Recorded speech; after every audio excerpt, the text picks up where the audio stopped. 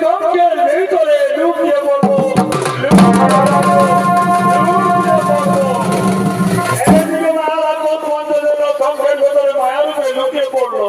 অন্যদিকে বছরের লন্ডন দুই ভাই কৃষ্ণ বলরাম পুনর্গতের সন্ধানের পরে সমুদ্র তীরে লিখে করছেন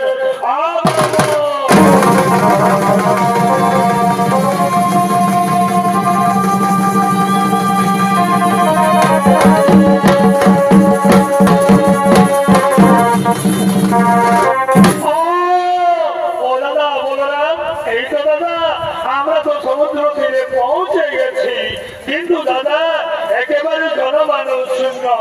বলো দাদা কি করে উপায় করে দীক্ষা দিব মনোরথের সন্তানের কথা? ওরে ভাই কৃষ্ণ, এই সমুদ্র তীর জনমানব শূন্য তা ঠিকই রে ভাই।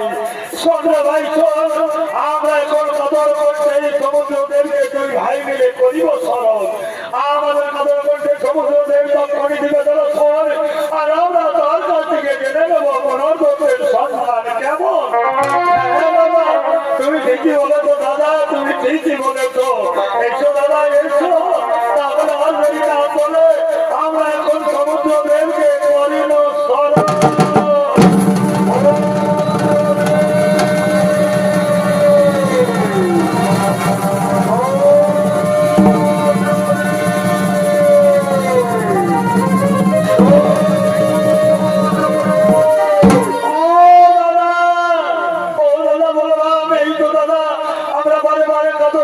সমুদ্রদেবকে করলাম স্মরণ, সমুদ্রদেব আমাদের দিল না দর্শন।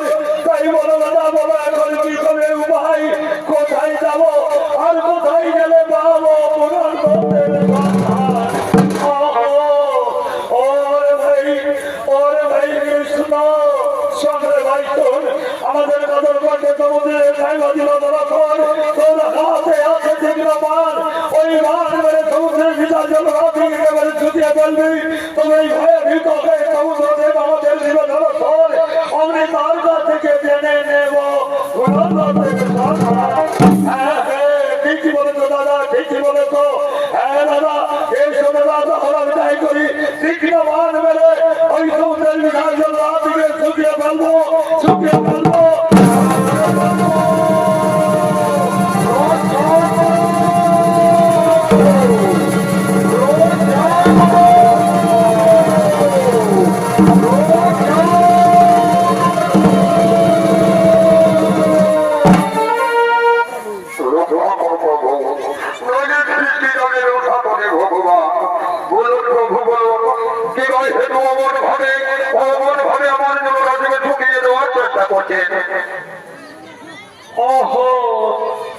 বলো বলো সমুদ্রদেব, তুমি তার আগে বলো সতীমার মনে পুত্রকে তুমি কোথায় লুকিয়ে রেখেছ? কি বলছেন বাবু, কি বলছ? আমি তো তার এখানে প্রভু, আমি তো তারে লুকিয়ে রাখিনি।